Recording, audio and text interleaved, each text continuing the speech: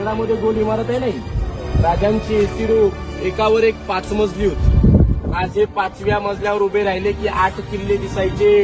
राजगड, तोरणा, लिंगाणा, प्रतापगड, महाबळेश्वर, सोनगड, चांबारगड, मकरंदगड, मानगड, 8 किल्ल्यांचं दर्शन व्हायचं. ती राजांची एसी रूम, सज्जा, गॅलरी, बाल्कनी आहे.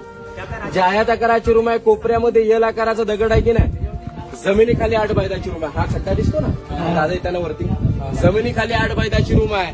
राजांचे गुप्तहेर कोण होते? बहेरजी नाईक, बहिरूपी बहेरजी नाईक.